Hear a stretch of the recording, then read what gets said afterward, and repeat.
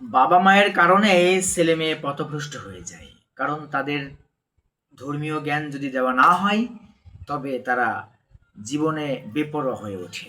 অনেক ছেলে মেয়ে দেখেন স্কুলে কলেজে ইউনিভার্সিটিতে বেপরোয়া জীবনযাপন করছে। ছেলে মেয়ে অবাধ মেলামেশা, অবৈধ যৌনতা, নেশা ভাঙ করে বেড়াচ্ছে। পড়াশোনার উদ্দেশ্য তো সঠিকভাবে তারা অর্জন করতে পারছে না, ব্যর্থ হচ্ছে। প্রেম প্রীতি নানান রকমভাবে মেশামেশি করছে, সময় নষ্ট করছে, সতীত্ব নষ্ট করছে, একে অপরকে খুশি করছে, মানসিকভাবে শারীরিকভাবে জড়িয়ে যাচ্ছে বিভিন্নজন বিভিন্ন জনের সাথে। অনেকে তো আবার বহুগামী হয়ে যাচ্ছে, কারণ তারা খুব স্বাধীন চেতা মানসিকতা নিয়েই বড় হয়েছে। খুব ছোট থেকেই তাদের মধ্যে দেওয়া হয়েছে স্বনির্ভর হও, তোমাকে যেন কেউ লাথি উষ্টা না মারতে পারে, তোমাকে যেন কেউ অবহেলা না করতে পারে। কারণ তোমার যেখানে যা লাগে নাও, বন্ধু লাগবে নাও, পার্টনার লাগবে সেটাও নাও, বিয়ে মানে বয়ফ্রেন্ড লাগবে সেটাও নাও, কি চাও, বেড পার্টনার, আচ্ছা ঠিক আছে সেটাও নাও, তবে সাবধানে কইরো, একটু মানে ব্যবহার করো, হাত মোজা পা মোজা, এই মোজা সেই মোজা, বুঝেন নাই, মানে ঠান্ডা হওয়ার আগে ডান্ডা মোজা লাগাই নিও। এমন মায়েদেরও অভাব নেই সমাজে। তারা শেখায় তাদের মেয়েদেরকে হাতের পর হাত বদল, বুকের পর বুক বদল, তারা কিছু মনেই করে না। সম্পর্কের পর সম্পর্ক করে, এখানে হয় না সেখানে হয় না, হ্যাঁ, নানান রকম ভাবে সম্পর্কে তারা জড়ায়। নতুন পুরাতন সবার সাথেই, মানে সহপাঠী সহকর্মী ভাইয়া আপ্পি দাদা, মানে নানান রকম ভাবেই নামে বেনামে, ইনবক্সে আউটবক্সে, মানে অফলাইনে অনলাইনে নানান রকম ভাবেই তাদের মানে খেলাধুলা চলে। এবং এই সকল মানে কার্যক্রমের কারণে স্কুলে কলেজ ইউনিভার্সিটিতে আজকে দেখেন বিভিন্ন জায়গায় শুনলেন না, এই যে কয়েকদিন তো বিভিন্নভাবে হচ্ছে, হোটেল মোটেলে রিসোর্টে, এই নানান রকম ভাবে মানে ক্লাবে বারে, এই স্পা সেন্টারে, এখানে সেখানে বিভিন্ন জায়গা থেকে নানান রকমভাবে অবৈধ মেলামেশারত অবস্থায় ছেলে মেয়েদেরকে পাকড়াও করেনি, যারা স্কুলে পড়ে, যারা কলেজে পড়ে, ইউনিভার্সিটিতে পড়ে, এরকম আছে না, বিভিন্ন জায়গায় এরকম আছে। তো শয়তান লোকজনের তো অভাব নাই।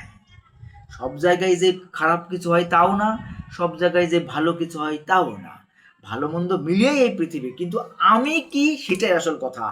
আমি, আমার প্রতিষ্ঠান, আমার এরিয়া, আমার পরিবার, আমার পরিজন, আমার নিয়ন্ত্রণে যেগুলো, সেগুলো কি অবস্থা সেটা আসল কথা। আমি ব্যক্তি হিসেবে আমাকে সঠিক রাখতে পারছি কিনা, আমি পরিবারের অভিভাবক হিসেবে আমার পরিবারকে সঠিক রাখতে পারছি কিনা, আমি প্রতিষ্ঠানের পরিচালনার দায়িত্বে থাকা অবস্থায় আমার প্রতিষ্ঠান ঠিকমতো পরিচালনা করতে পারছি কিনা। কেউ পরিচালনা করি, কেউ পরিচালনা মানে পরিচালিত হয়। পরিচালনা করা কঠিন কাজ। যারা পরিচালিত হয় তারা মনে করেন যে না, এই স্যার তো শুধু এসি রুমে বসে থাকে, স্যারের তো কোনো কাজই নাই, শুধু আর আমি এসির হাওয়া খাই। কিন্তু না, পরিচালনা করা বড় কঠিন কাজ। কিন্তু আমার পরিচালনায় যদি আমার প্রতিষ্ঠানে দুর্নীতি হয়, আমার পরিচালনায় যদি আমার পরিবার নষ্ট হয়ে যায়, আমার পরিচালনায় যদি আমার ছেলে মেয়ে পথভ্রষ্ট হয়ে যায়, আমার পরিচালনায় যদি আমার স্ত্রী পথভ্রষ্ট হয়ে যায়, তাহলে মনে করেন যে এ দায় আমার। তবে হ্যাঁ, যারা আছে বেপরোয়া, অবাধ্য, তাদের কথা ভিন্ন। যারা অবাধ্য তাদের যেতে দাও। আমার American boss Eugenie Robert Rickman Bob প্রায় বলতেন যে you can not expect to change people accept all things what they do, otherwise live alone. তুই মানুষকে পরিবর্তনের আশা করতে পারিস না, সমস্তটাই মেনে নিয়ে তারা যা করে, অন্যতাই একা থাক। এজন্য আমি একাই থাকি ব্যক্তিগতভাবে, এক যুগেরও বেশি। মাঝখানে 1-1.5 বছর একটু সঙ্গে ছিলাম, এখন আবার একা। তো এবং এখন এমনভাবে একা যে সম্পূর্ণভাবে মঙ্গল গ্রহে থাকার মতো থাকি। আমার সাথে তেমন কারো যোগাযোগই নাই, একেবারে নেটওয়ার্কের বাইরে থাকার মতো অবস্থা প্রায়।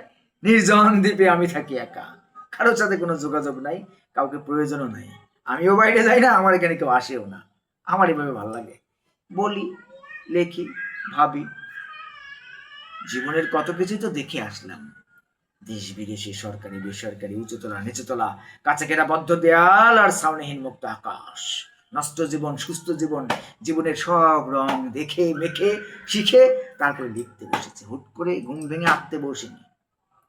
সুখের চাবি আর ভালো থাকি ভালো রাখি, মানিয়ে নিলেই সুখ, প্রতিটা বইয়ের পেছনে রয়েছে গল্প। ভালো থাকি ভালো রাখি তো 2 বছর গোরস্থানে থেকে 9 বছরে লেখা আলোচিত গ্রন্থ। এমনি এমনি আসেনি।